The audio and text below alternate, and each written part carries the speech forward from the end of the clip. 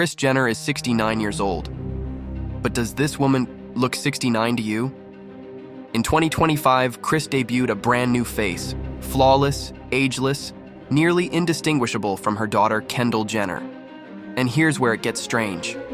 Not only does Kris look like Kendall, but now Khloé does too. 3 women, 1 face. Is this elite-level surgery, or are we seeing something more synthetic? This isn't just cosmetic. It might be calculated. When was the last time you saw Kris Jenner? Kris Jenner, who turns 70 years old this year, has found the fountain of youth. I'm serious, the fountain of youth. She was unrecognizable on a recent outing. Take a look at this. Oh my gosh, that's Kris Jenner. Look. I love your hair like this. Thank you. She has officially left her fans stunned.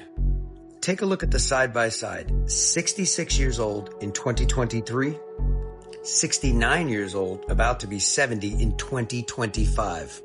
So I guess the question on everyone's mind is, good genes, good docs, or fountain of youth? Kris has always been glamorous, but lately, her face has crossed into something uncanny. Tighter jawline, smaller nose, raised brows, smoother skin. She doesn't just look young, she looks like a different person. And more importantly, she looks like Kendall. Take a look. Kris, Kendall, Khloé. One is 69, one is 28, one is 39. And yet, the jawline, the cheekbones, the lips, the symmetry. It's like they've been engineered to match, and viewers are noticing. She looks cloned. Her spirit is gone. Is that even her? Are these just surgeries? Or are these templates? In the entertainment world, sameness isn't just aesthetic, it's strategic. Some believe the industry promotes facial duplication to manufacture control. Make the brand, not the person, recognizable. The old Kris, the one who aged, represented legacy. This new version? She's not aging. She's not human. She's a brand now. And the best way to erase individuality is to give everyone the same face. Conspiracy circles have whispered it for years. Kendall is the blueprint.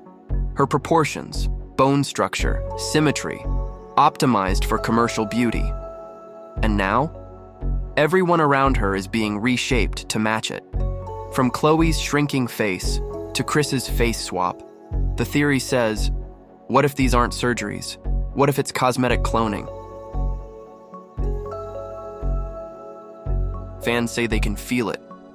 It's not her anymore. Her spirit is missing. Because even if the face matches, something else doesn't. There's an emptiness.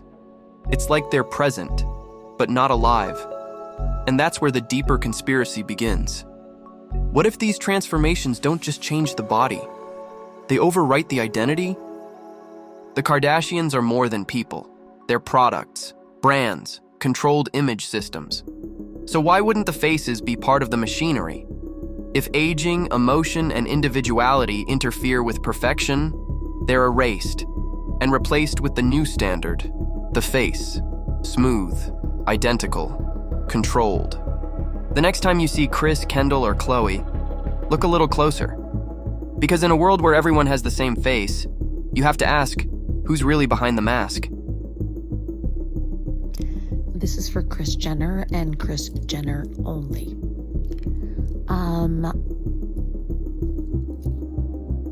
Who is he? Who is she? Do not gatekeep. You have never looked better.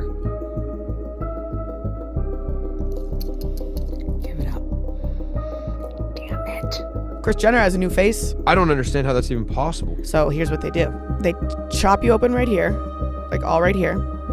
They chop you open all down here, like behind your ears.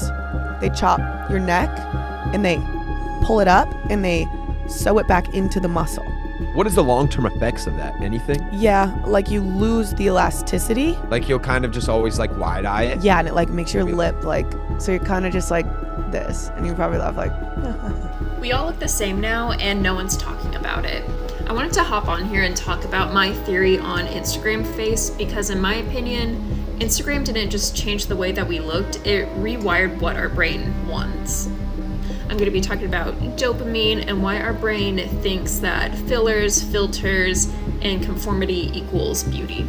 Every time you're scrolling on social media and you see a face that hits certain cues like perfect symmetry or, big lips, big eyes, your brain gets a little dopamine spike. Repetition equals validation. So the more your brain sees a face, the more your brain will build a shortcut. This is important, this is beautiful, this is what I want to look like.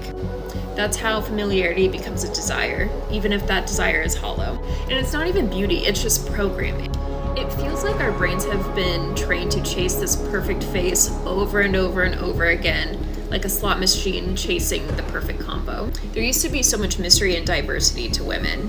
Faces were textured, asymmetrical, and expressive. But then somewhere between the 2010s, beauty shifted from individuality to industry.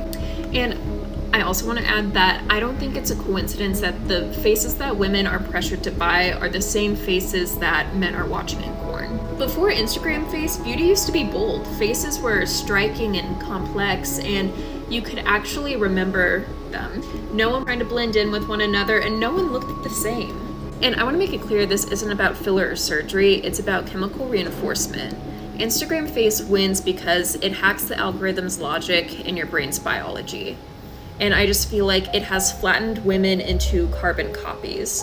Everyone has the same lips, the same razor sharp jawlines, the same cheeks, and same dead eyes, all because conformity is profitable. Bring back real faces. Beauty isn't supposed to be boring and predictable. It doesn't beg for likes and approval. It simply just is. Clone culture is out. Just keep your OG face and own it.